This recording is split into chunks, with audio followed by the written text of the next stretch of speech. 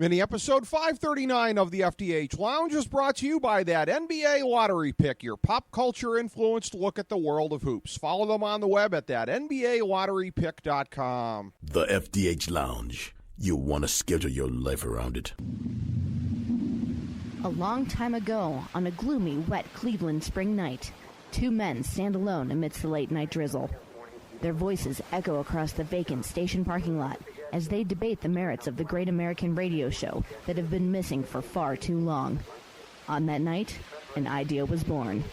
That idea became the FDH Lounge.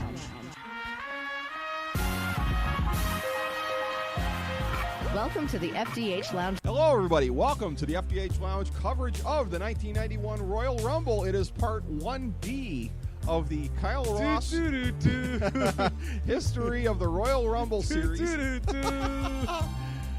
Part 1, of course, goes 88 to 92. We are covering these in historical chunks here. 1991, the fourth this is part called of the series. The beginning to the best. Yes. And it will not end in 1991. No, because this is the worst of the first part of this. I know that you and I agree.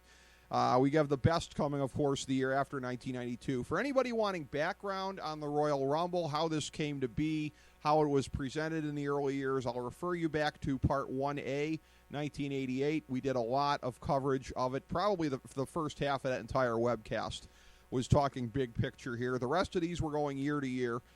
91, as we're coming into that, it's the year after, of course, the Royal Rumble that was dominated by the spot of Hogan Warrior that set up the big WrestleMania 6 title match, what was supposed to be the passing of the torch to the Ultimate Warrior. Oops. And instead, and we'll get to this, that what it was setting up was the Warrior to drop the title in this match here. And again, I think the early plan may perhaps have been for a Warrior-Hogan rematch at WrestleMania 7, but along the way, during the course of the previous year, when the setup to the Gulf War happened with the Iraqi invasion of Kuwait, Sergeant Slaughter becomes part of the picture. Vince signs him away from the dying days of the AWA to come in and be the biggest mega heel in the company, and that sets up here essentially the two of them having a title match. And this set up a new tradition for the Royal Rumble, Kyle Ross. It would be interrupted in 1992 when the title itself was on the line. But from 91 to the present, save 1992, it would always be a double main event, or in the years to come, maybe even triple main event in the brand split era, but a world title match and the Royal Rumble. We had not had this before. The world title would now be segregated from the Rumble match itself. Couple things. This is probably, as far as the Rumble, which we'll get to in a little bit, of the pay-per-view Rumbles is definitely the worst. So far. Yeah, of the first four. But the irony here is that it's the first time we got a good undercard. Or an undercard that had substance to it, at least. Substantive, well, yes. Let's say that. Now, I like this undercard, I think, a little bit more than you do. Maybe a lot of it more. The world title match is the key here with Warrior and Slaughter. I actually had in my notes, would Warrior Hogan 2 have been the better way to go for WrestleMania 7? It's funny, and we've talked about this when we talked about the last two, in that, 89 and 90, you didn't have the winner going on a challenge for the world title. In 89, it was totally a random thing with John Studd. Yeah. In 90, the actual champion won, but there was an angle in there to set up the WrestleMania title match. Here, you actually have the guy who wins the Rumble going on to face the guy who wins the title match. That tradition officially started in 93, but unofficially started in 91. And unofficially in 91. And let's break it down here. Let's just break down the whole macro picture of WWF at that point. 1990 did not go according to plan, obviously, with the Warriors champion. There were a lot of reasons for that. You and I have gone over them previously. In our History of WrestleMania and History of SummerSlam anthologies. Okay. Check those out. I've gone over them on SNS and stuff like that. The Warrior, I thought, was undercut at every turn by Hogan. Yes. I'm not saying the Warrior was ever going to be as good as Hogan because he was not. Right. But the undercutting that started right after the WrestleMania title switch did not help him. And the fact that Hogan got a better opponent to work with after that in Earthquake compounded the problem. Right. So it was very obvious, and I don't know when Vince realized it. It was before the end of the year, obviously. Mm-hmm. But it was very clear that he needed to go back to the old horse Hogan in lieu of a better option. Because I'll tell you, 1990 was just an awful year for WWE. They really needed some new talent. Yeah. And, Flair doesn't come in until the latter half of 91. Piper comes back in 91. Sid comes in 91. You had some real influx. The Undertaker was brand new here at this point. Yeah, 91 was a year of rejuvenation. Yeah, 91 was relatively speaking. Yes, relatively speaking. So you really had a stale product, I think, at this point. Yes. And the first I noted, and it's clear in retrospect, that, okay, this isn't working with Warrior, was Survivor Series. When they did that grand finale gimmick for the first time, that was, an effort to kind of make the matches mean something. It was lame, I thought, just having the survivors go on to another Survivor Series match. But what happened there in the end? Hogan and Warrior both won, and they were both put back on equal footing. Yes. They weren't even trying to pretend that the Warrior was better than Hogan at that point. And Hogan gives the interview afterwards with him there where Warrior is getting the little buddy treatment. The guy who beat him for the title. I don't remember that, but I'll take your word for it. Okay. So you talked about the Slaughter thing. I don't know. Slaughter, the way he said it, and I don't know who to trust. He claims that Hogan wanted to work with Slaughter really bad. Yeah. So I'm assuming Slaughter was brought in, when he was brought in, it was done with the express intent for him to transition the title from Warrior to Hogan. I'm assuming from the moment he was brought in, the idea was to make him world champion. Well, and here's the thing, too. It's a classic sort of motif. We didn't see it as much back in the day. This is the first time, really, I think, since, ironically, the Iron Sheik, who was part of his stable as Colonel Mustafa, Sergeant Slaughter's stable, the first time they were doing the transitional champion leading up to WrestleMania gimmick. They hadn't really been doing that previously. No, and also, it winds up being the first heel to win a championship since the Iron Sheik, I believe. That's true. Because remember, Savage, you had other heels hold it for a brief time, but Savage had turned heel when he had won it as a face. The Giant with his 45 seconds. Yeah, but this was the first time that, and it was, again, in a transitional phase, that a heel legitimately held the title. But we're getting ahead of ourselves. And they thought theoretically, anyways, that, right kind of heat, wrong kind of heat, whatever, that Slaughter would be a red-hot transitional champion to drop it back to patriotic babyface Hogan at WrestleMania 7. So you know me. I don't get offended really by anything. Right. And I was the guy who back in 06, in the SNS days, late 05, early 06, said that I wasn't, morbidly offended, at least at the start, with the Eddie Guerrero stuff the WWE did. Yeah. Once, or, they obviously took it too far. I was offended at how they executed it. But, I think the idea of, I always compared it, I think back then I did, and I've said it to you off air in subsequent conversations we've had, because why would we not talk about something that happened 8 years ago in pro wrestling? Sure. In pro football, when someone's father died, Brett Favre, I remember that Monday Night Football game, John Madden, it was all he talked about for 3 hours. Right. And so the idea of, Ray honoring his, friend who legitimately died is fine. I just think they lost tact somewhere along the way. Right. But to bring it back to Slaughter and the thing with the Persian Gulf. You going to tell me there was a good way to polish this turd? No, there wasn't. And here's the thing. I was young at the time, and I remember reading I remember my dad, I specifically remember this, showing me an article in the Plain Dealer, which, isn't the finest newspaper of all time by any means, but whatever. True that. It was this editorial complaining about what McMahon was doing. And at the time, I was like, oh, what do these people know about WWE? Whatever. I was a 10-year-old kid. What do I know? But everything I've read about this, like stuff Dave Meltzer's written, stuff that he'd written at the time that I've gone back and read, and stuff that he's written ever since, this was really bad, man.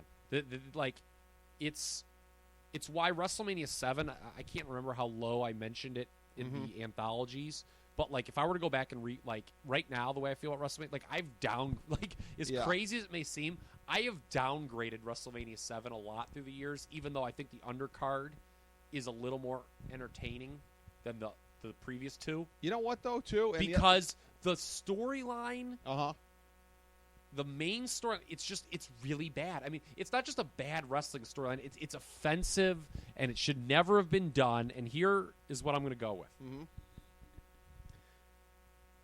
Should they have, because I guess when Slaughter was brought in, they didn't know. They weren't at war yet. I can't remember the exact timeline here that we were dealing with, but they were not at war yet. No. Brought it in. was late. The invasion happened beginning of August of 90. He came in and they started running vignettes like late August of 90. So. Okay, so it was around that. So here's my thinking. Mm-hmm. The Warriors, towards the end of 90, he wasn't even doing anything. He didn't have a program at all after SummerSlam. He had a lame feud with Rick Rude. That ended. And he just didn't do anything. He was with the Road Warriors in 6-mans against Demolition. Yes. The Saturday Night's main event match with DiBiase that was the beginning of the seeds of the Savage feud. Yeah. Leave the thing in my head. Or no. That came from Royal Rumble. But anyways, the beginning of it. But you're right. He had no hot issues. Here's my thing. Yeah. Should they have, and we'll talk about the Slaughter Warrior match in more detail in a second, but should they have put the title on Slaughter, right away or earlier? Because remember, maybe Survivor Series needed a world title match that year. And should they have done it earlier, and then it would have given them, and then they could have had Warrior win it back here, and then drop it to Hogan. I know that's a lot of world title changes for that era to happen, but would that have been a better thing, and then they could have gone with Warrior Hogan 2 at WrestleMania 7? Or did or should Slaughter just never have happened altogether? It should have probably never happened in that way. Here's the thing, too. The other thing with WrestleMania 7, and this has nothing to do with what you're saying, but it's the other reason that I have no interest in watching it again, too. It's one of the most depressing shows of all time to watch because in terms of, dead stars, I think 2/3 of that card is dead. Yeah. You don't want to watch a bunch of oh God, a Kerry Von Erich match right before he against Dino himself, Bravo against Dino Bravo before he got shot for smuggling cigarettes. I mean, these are things that are just. I'm sorry, it's the most unbelievable story that ever happened in the history of the world. Yeah, unbelievable. But that's what happens when you're in the underworld. Yes, I was going to say it's also clear here by Rumble 91, although this is a hot live crowd in Miami. Yeah. By the way, Miami, big difference from its sports crowds. By the way, I don't think the Miami arena was ever this hot for a Heat game, even during their recent not championship exactly Miami Heat fans.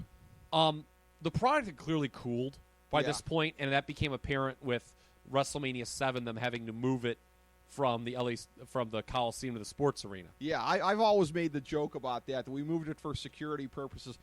Hey, Patterson, phone in a bomb threat. Because there was no way they were going to fill the Coliseum. It wasn't, and I'm not saying Warrior Hogan 2 would have.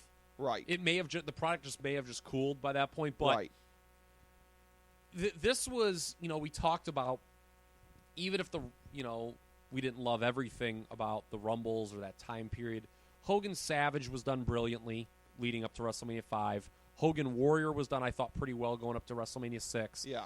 This is the first WrestleMania, I think of the first 7, even going back to the ones before there were Royal Rumbles. Right. Where the build was bad. It was. It was very bad. And also, too, you probably don't remember this. Maybe you do. But I remember Meltzer talking about this in the National at the time. They were going to be doing a segment at WrestleMania 7. They had an on-again, off-again relationship over a period of time with Bob Costas. Yeah, and he bowed out of it. Because instant replay in wrestling. That's what it was supposed to be about. They brought Paul McGuire in. Yes. Yeah. Who would do anything for money, and he could have been drunk. And the funny thing is, you flash forward, about 12, 13 years, Vinnie Mac is doing the contentious segment with Bob because Costas he never on forgets, HBO. because let's make fun of Brian Williams, let's make fun of it, because, exactly. heaven forbid he poked holes in the atrocious Senate campaign of Linda McMahon. Exactly. But, Vince always gets over, But what was I going to say? Bad build-up.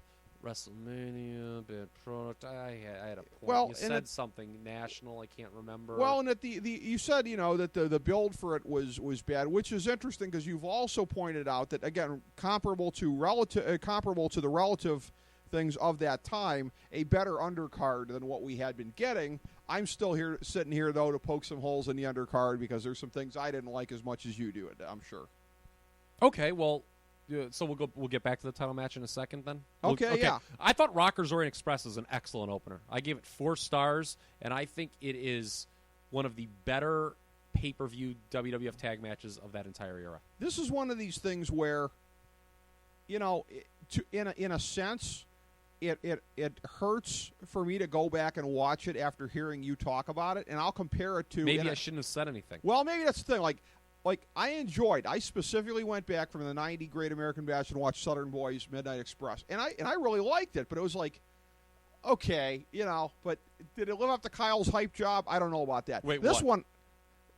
you don't like Southern Boys Midnight Express? Like I thought it was really good. I didn't think it was one of the 5 best tag team matches I'd ever seen. And what? I guess that was What? Yeah. I just seriously, that's and this is nowhere near among the top 5 tag matches I've ever seen. Rockers Orient Express. You don't like Midnight Express Southern Boys? No, I mean it's a 4 3/4 star match. I wouldn't have given it that. But again, to me it felt more like 3 3/4, 4 stars. God, I almost caused you to spit red liquid all over my living room. That would have been heinous.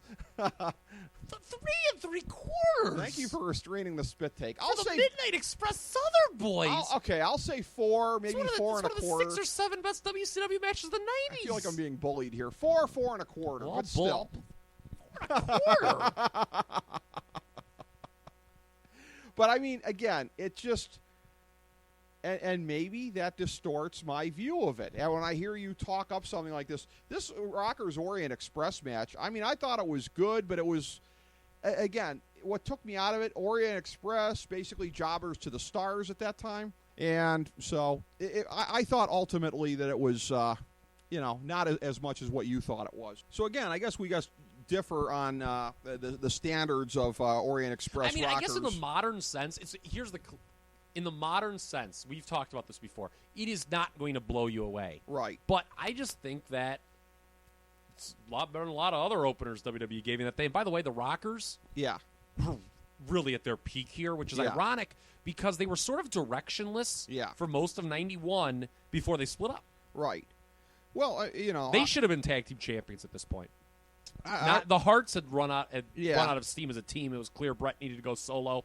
But the whole Nasty Boys signing, I think Vince wanted to justify signing them away from WCW, so they were going to get the belts. I agree with that. I will tell you this, that you had the same thing the next year, Orient Express, new foundation in the opener, and to me, cynically, it kind of seemed like by the early 90s standards of whatever they considered work rate of like, well, let's just put these guys out there for what passes for work rate in 1991/92. I think that comparing those two matches is wrong. Unless if you're going to say one is much better. This was better, but I thought it was in the same genre of, well, let's throw a bone to the early. That was a pretty good match. I mean, it wasn't. The New Foundation? Yeah. That shit team? You got a problem with Owen Hart? No, he's all right. He's all right. I got a problem with Jim Neidhart trying to hold my old show up for money. Yeah. Well, this was good. And plus, we should say it was the New Orient Express, which was Paul Diamond under the mask as Kato, and they were bad company. They worked so well with the Rockers because those teams had worked well in the AWA. Yes, which I have to say, too, one of the joys of the WWE Network has been discovering the early ECW shows from 93 that I hadn't heard before. Consistently hearing Bad Company getting put over as former AWA World Tag Team Champions 4 years later. Boy, was Paul Heyman desperate for anything to hang his hat on at that point, huh? I mean, that was really... Pat Tanaka, Paul Diamond. That was hilarious. Aside from the DiBiase Virgil match and the title match that we'll get to, not much to see here on the undercard. Aside from that, Bossman Barbarian. No, that was okay. It furthered the storyline with him and Heenan. But Bossman was over during this period. Here's the thing, and this is a note that I made because I mean I am, and I'm not gonna go overboard when I say this, but I'm a Barbarian guy. So Are you one of those people who think like the Barbarian Tito Santana at WrestleMania 6 is this lost classic? I actually got into a debate once with someone on the Death Valley Driver message board. I think it's the guy who now writes for the Observer. I don't know if it's the Bix guy. Okay, yeah, I think I got into a debate with him. I was like, dude, the match Okay. was like pretty vanilla to me. Okay. He's like, well, what about that clothesline at the end? I'm like, okay, it was a good clothesline. I think it was him. I might actually come closer to siding with him than you. I don't know. I like the Barbarian. He was okay. Like, my biggest problem... What, you have a problem with the Barbarian being treated as an afterthought here? My biggest problem with the Barbarian in 92 being a world title contender for Ron Simmons is I felt like it came out of nowhere and it made Simmons seem like a mid-card guy. If you'd given Barbarian a 6-month push, that would have been different as opposed to a 2-month push. No, but wait a minute, you're talking about different promotions now. No. But I'm talking about Barbarian's upside. You're asking me like what I think about Barbarian, and do I think this match with Santana was a? Yeah, it seemed like you were probing me about how much of a Barbarian guy I am, and I'm just clarifying that. No, my note for this was, I think it's a good example of guys who they can be pretty good with the right dance partners, but together, I just felt like they didn't have it. Well, this was more storyline than match. Yeah. I think this was totally the Boss Man was getting a huge push, leading to him challenging for Mr. Perfect. Yeah, for the Intercontinental title, which I never got. God bless Ray Traylor, but I never got. I thought this was. I thought it worked. I thought Boss Man was over huge during this period. This was like the peak of the Big Boss Man. I just never got it. I think, again, as far as like, the whole great worker for a big man thing was overblown. If the same people that put him over, he was the just same over. ones, it doesn't matter how a guy gets over. It matters that he's over. But if the he same was over. people that put him over for being a great working big man are the same ones that crap on Kane, I guess I just don't get it. Because you're probably using different standards. Are you referring to me when you say that comment? Well, if the shoe fits, but I'm not saying the Boss Man was, Lou Thez. I'm just saying that he was over during this period. Right. Well, again, that one kind of, made me kind of scratch my head because it should have been more. I have in my notes here Mountie versus Coco, where it just made me ask why. I forgot that even happened. Don't get it. I mean, it was time filler. They had time for it. Yeah, but I'm surprised. By a lot of times they had like a non-TV match. It would. By 91, we should have been moving past the whole filler thing here, and particularly if they were committing to beefing up the undercards, which they allegedly were. How long did that match go? 2 minutes? It wasn't. It was longer than that. It wasn't a squash. Who gives a damn about? It wasn't a squash. That's something immaterial to my grading of this show. So we have essentially now the first ever Royal Rumble with a co-main event. Oh, wait a minute. Are we not going to talk about the Virgil face turn? That's what I'm saying is that the sort of 1A to both of these was that match. That's where I was going with this. And it's interesting because it comes in between them. It comes in between the title match actually comes first before the Virgil DiBiase thing. And not to jump ahead to the title match here, because we're just jumping all around. Quickly. Well, we are, but for what you said about how foreshadowed to a fault the finish of the Rumble match was, if you put it right after Warrior Slaughter, then it would just be beating you over the head with Hogan's. No, you're right. I actually like the way the show. I liked the way it was laid out. It gave you a feel-good moment off of the Slaughter match, which was desperately needed because it was the long-awaited turn of Virgil. They'd been cranking up the abuse angle with him and DiBiase against the Rhodeses. What I said to you off air, what I didn't like about this, I know the Rhodeses were on their way out the door. This, I believe, was their last appearance. I believe they literally went out the door and never came back in. Well, yeah, this. I mean, and that very month, within, I think, about 2 weeks. Because they had given all that push to Dustin, and then it was just like, okay, you're gone now. Yeah, and Dustin has said, by the way, that Vince's parting words to him out the door were, I'm going to wait for your dad to get you over, then I'm going to steal you away and really get you over, something like that. But Vince McMahon was cool. Yeah, basically. Remember when Vince McMahon said good things? A long time ago. But, you have during the match, Gorilla Monsoon, we have a father-son team here tonight. Completely downplaying the entire friggin' feud. Just randomly, we're getting a father-son team against DiBiase and Virgil tonight. There you go again. How is it nitpicking to ignore a feud? This is the blow-off of the feud, the rare time that a heel wins. The heat here was not on. They transferred the heat to Virgil, yes. With them, yeah. They knew the Rhodeses were leaving. Yeah. And so to them, they were not worth anything. And the whole point of this match segment was to build to Virgil's face turn. But doesn't it make DiBiase even more of a bastard in that moment? The rare heel that actually wins a feud clean over a face. To have that to lord over everybody before... I felt like... For that era? I mean, what do you want I him felt to do? like he Did you want him to further do? with it. Did you want like him and Virgil to do a Meltzer driver to Dusty Rhodes and then pin him with one foot on him? Well, Because that wasn't going to happen. Go out there and just really, like make sure both Rhodeses leave on a stretcher. I thought they did. I mean, they were buried hard out the door. See, the Rhodes. I don't know. I thought the Rhodeses got away pretty clean. Really? Like DiBiase They played it like a distraction finish. Oh, Yeah, wow, but Dusty was distracted But by his it was son. almost His like they son were was hurt. props in the match. Like that. Like Yeah, there's but- no better way to bury a guy out the door than just treat him as I meaningless. disagree. The way you bury somebody is just to treat him like a jobber, and they were not treated as Oh, jobbers. I thought they were completely treated as jobbers.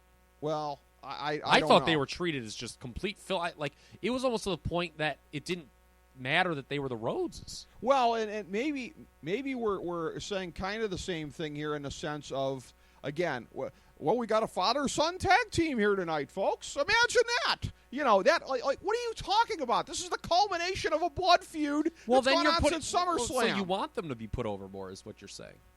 I'm saying No, that they were but- given the proper. I'm saying that their treatment was whatever. Well, how is establishing the history before DiBiase squashes them on the way out, putting them over? You're establishing the history. You're putting. They wanted them to seem meaningless. And They did. wanted the Rhodes to seem that's the. They're like, we're going to bury you by making you completely meaningless. Congratulations! You And just they did. sacrificed 6 months of a feud for no The reason. feud was nothing. The point here was the Virgil thing, which, by the way, got over incredible with It the live did- it crowd. did get over Which, big. I mean, you're focusing on the Rhodes who were leaving.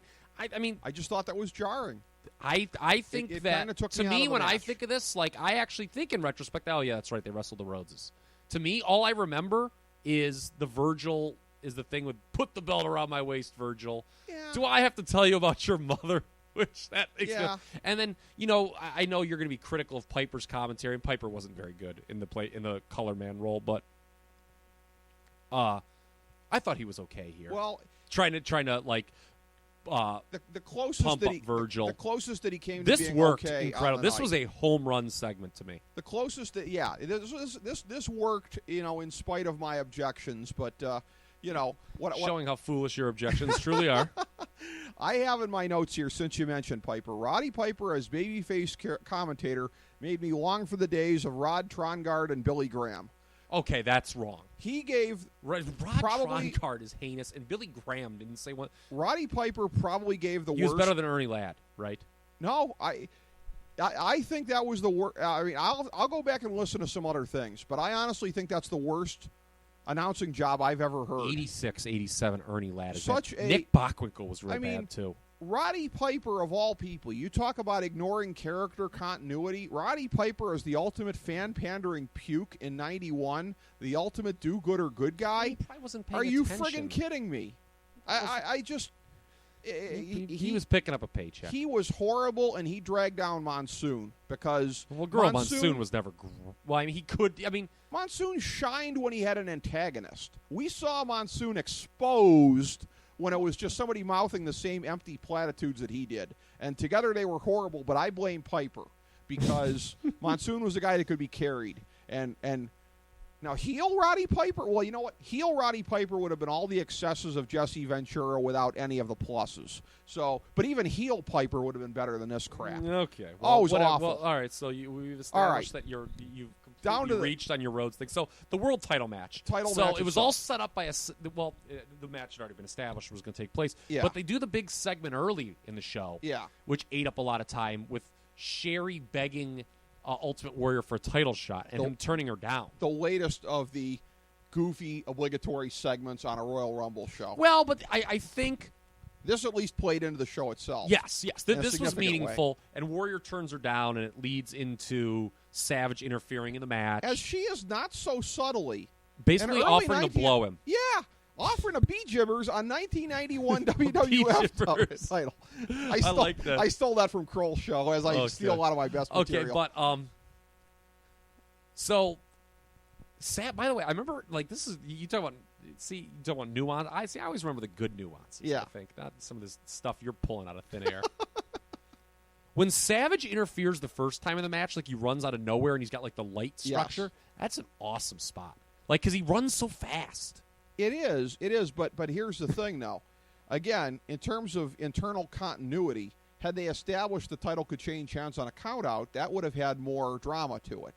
Because as it is, it seemed contrived that he could make it back to the ring. Remember Slaughter stopping the count numerous times? Yeah.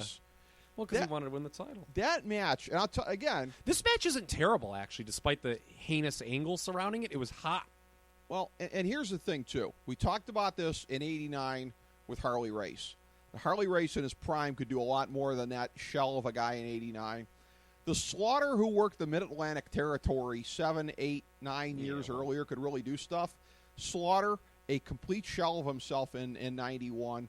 And Warrior, not a great worker on his best day. But God you know rest what? his soul. The Heat carried this thing. I'll say, as bad and offensive as the storyline was, the crowd ate it up here. Like, remember the segment where, like, the Warrior runs through the Iraqi flag and, like, breaks the Early on, yes. A lot of heat. Jesus Molten heat. Christ, To use this your word. crowd was insane for that. Yes, to use your word, molten heat. Yes. So this was okay. They do the ending where Savage comes down and he blasts him with the scepter over the head. Slaughter gets the win. It's this big, shocking thing, and the crowd was pretty shocked that they did this title change.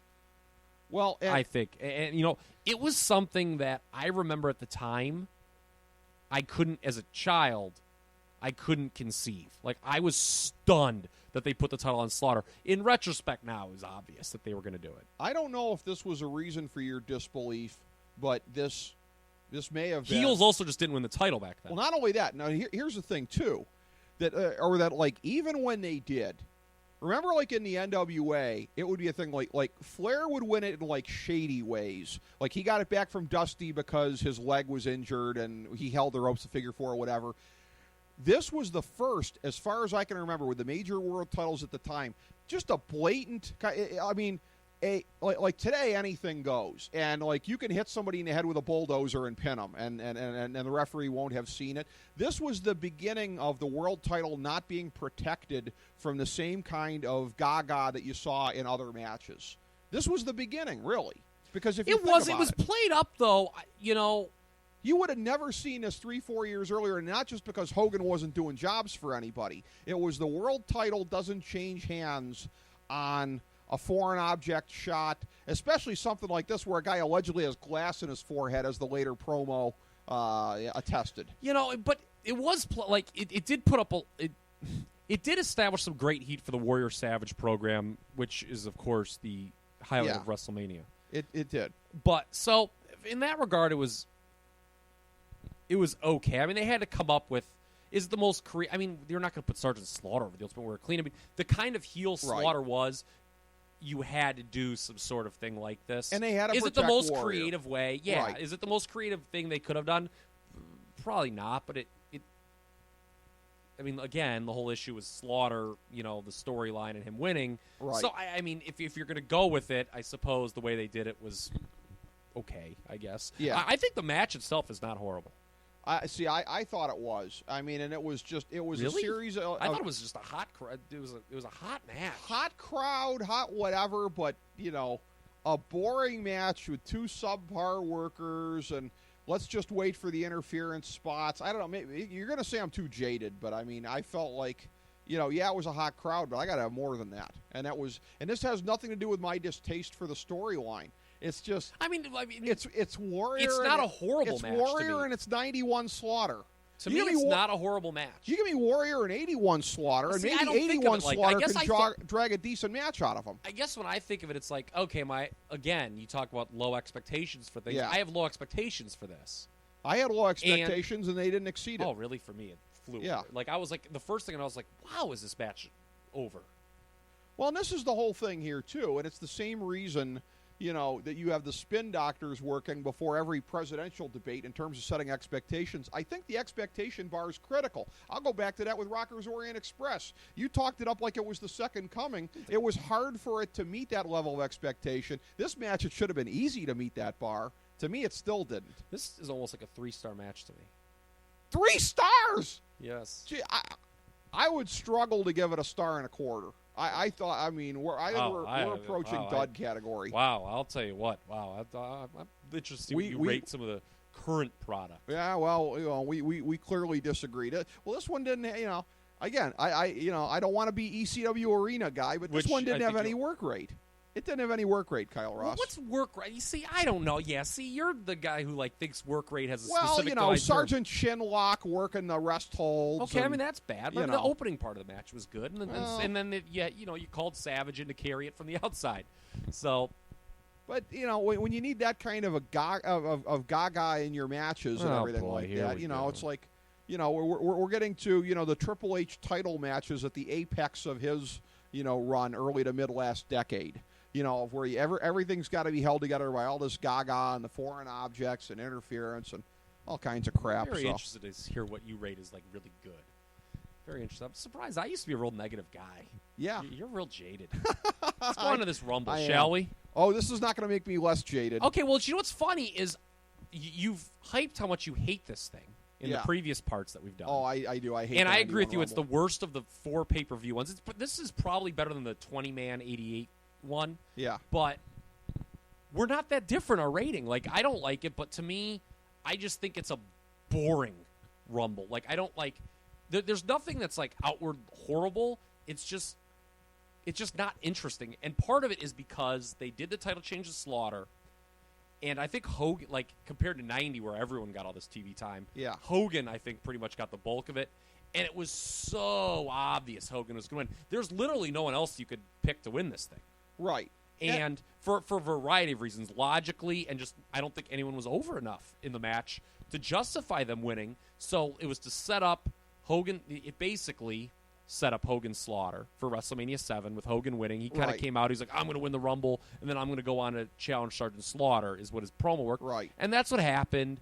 And it just, to me, this was a board. There was not a lot of creativity. You had 2 guys get long runs in this. Yeah. We talk about DiBiase and what a good job he did in 90. Yeah. In this one, you have Rick Martel and Greg Valentine. I get Rick Martel was he was in the big program with Jake Roberts. 52-17, so that's a new Iron Man record. But Greg Valentine was doing nothing at this point. Also, Hercules and Davey Boy went very long and were doing nothing. Yeah, it just seemed like they weren't getting over. And I had heard that they were like ribs, with Valentine. They were just we're just going to put you guys out there for a long time. But, it just served no purpose. It's okay, Greg Valentine's still in the match. I'll make this point when we talk about 93. Right. About, look, it does get you over, no matter who it is. Yeah. When a guy is in there for a long enough time, it will shine some spotlight on him. Yeah. But if you don't do it with the right guy, it's just meaningless. Yes. And I thought in both, even Rick Martel, who was being pushed at this period, it just didn't matter. Oh, pushed. A feud with Jake Roberts. Well, here's the thing. Who was pretty lukewarm before his turn. So yeah, I agree, and it built to the silly blindfold match. You're setting the bar low if you call that a push. Well, here's the thing. I mean, he had a program. He was being pushed. I'm not saying that everybody in a program's got a push. I think if you have a program, you're getting some sort of a push. The man was a captain at the Survivor Series, Rick Morris. I'm not saying I liked it.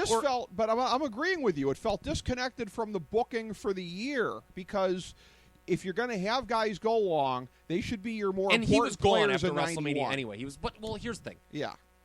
At no point did I feel those guys were going to win. No. Right. And they weren't. And there was no one else. There was nothing interesting in the entire Rumble, I think. No. Yet it comes at the end. It's Hogan Earthquake, which had played itself out over this was the 3rd pay-per-view. They had that feud had kind of gone over. This was the final blow-off, and I have some thoughts on that. It was just, to me, had Hogan never won a Rumble before, especially not the previous year as the champion, maybe this feels a little more special. But as it is, boring Rumble. Probably one. It's not in my bottom tier. It is probably the last one that is not on my bottom tier. Well, I got a couple other notes here about this. We talked about this off air. Savage didn't come out for his number 18 spot because it was implied that Warrior chased him out of the building. But they never really talked about that. It was just kind of they were like, "Oh, who was that?" Or did they? Did they at the end? I think they did. When he didn't come out as number 30, then they were like, that had to have been Savage. Clearly, he was chased out of the building by Warrior. Now, today, they wouldn't have left that to the imagination. They would have shown the Warrior chasing him into an oncoming car and, whatever. So, I kind of like the way they did it back then. well, they left it to your imagination, much like certain forms of porn, I guess. Bushwhacker Luke went out in 4 seconds. In other words, his appearance was 4 seconds too long. So I believe that set a record at the time for going out for quickly. many years. Yes. Hacksaw Jim Duggan, trying to become the first two-time Rumble in history, was completely ignored. Or, I'm sorry, the second two-time winner. Hogan already won it twice. But Duggan was trying to match his feat. He even gave a promo before the match. Ignored. Well, they didn't want to put him on the same level as Hogan. He was being deep pushed at that point. Well, the Hogan earthquake thing, I want to talk about that because here's what it reminded me of. It totally, because he was getting, at the end of that match, some extreme offense from Earthquake. Everything he had to dish out, stuff that would have put anybody else on a stretcher. To me, this was the Big Van Vader angle 4 years earlier when he blew off the power bomb. He no-sold everything from Earthquake by the time it was all said and done. That ass to the sternum thing was supposed to be death. He got that on, what was it, Brother Love's show, I guess? And ended up being out the whole they summer. dragged out of a whole 6-month injury angle or whatever. Yeah. 3 months or whatever. So this was super Hogan at his worst. This was during the period where, well, they had already entered, where Hogan had, look, he was still over. I get it, whatever. But when I'm critical of Hulk Hogan, it's kind of starting around this era where it's just like, oh god, it's like it's this again, and it's. I'm like, look, I'm not crying for John Penta, bless his soul, and I'm not saying that. Yeah, I mean, after this, Earthquake kind of gets pushed on the card anyway. I mean, he crushes, a hideous face, Greg Valentine at WrestleMania, and then he just becomes he does the natural disaster. So I don't think it matters really. Yeah, but well, let me ask you this. I don't think it mattered at all. To foreshadow 92, where we're going next. Because you and I have talked about this previously, on and off air, I believe. Survivor Series 91, Hogan already not starting to get the reactions they're looking for. Certainly Royal Rumble 92. Was it stuff like this? Was there a little bit of proto-smartness in the crowd of people being like, I'm sick of Hogan just getting shoved down our throats, no selling like this? Or am I imagining that maybe? I think you're imagining it. I think it's wishful thinking. I think it was stale. Okay. It was, and there could be some of that. I mean, I don't know. There was no internet around here where you can point to an article and say, "Oh, look, people were coming together over this viewpoint." I mean, I'm assuming maybe there was. I mean, Hogan clearly. I thought his second title run was kind of stale. Yep. The third, which obviously starts at WrestleMania, a couple months when he beat Slaughter, was real stale. Yep. It was like they dragged the Slaughter thing out. Yep. Which was dumb. It was real stale. So, and then by 92, we get our first Hogan backlash ever, which I can't wait to talk about. Well, and we've been saying this as we've been building through part one of the series here. 92, the apex of Rumble booking, execution, everything, not just for this part one era, but really for the entire history of the Royal Rumble. In all likelihood, it will never be as good ever again as it will be in 92, the next segment. But, and we'll tell you why. Why? Well, you'll have to listen to the next segment. I'm not going to tell you now. Oh, okay. I'm not going to tell you now why it was. I got to wait. We're going to have a whole segment for 1992. I got to wait, and we all got to wait to hear your reasoning for that. Yeah. But, in the meantime, again, I'm saying 1 3/4 stars. I got 2 1/4. So we're not that far off. I've only got 6 Rumbles rated lower than this one. Okay. And I have a feeling this is going to be among my lowest by the time it's all said and done. But, as they like to say in certain communities here, it gets better. And it certainly does in 1992. As we bring the show to a close, we would like to extend our deepest gratitude to NBC, CBS, ABC, Fox, all Clear Channel affiliates, TNT, TBS, USA, UPN, Deadspin.com, YouTube.com, YTMND.com, MySpace.com, various blogs, Fox News, CNN, CNBC, MSNBC, IamBoard.com, Billboard.com, Google.com, ESPN, ESPN2, ESPN News, ESPN Classic, NBA TV, NFL Network, Sports Time Ohio, Athlon Magazine, Comedy Central, Cartoon Network, The Boomerang Channel, QVC, BET, The Spice Channel, Steno Notebooks, Manwich, Papermate Office Supplies, waitresses, strippers, bartenders, garbage men, janitors, microwave popcorn, the writers of The Office, Scrubs, Entourage, My Name is Earl, Oz, Metalocalypse and the Boondocks, Aquafina, and the periodic table of elements.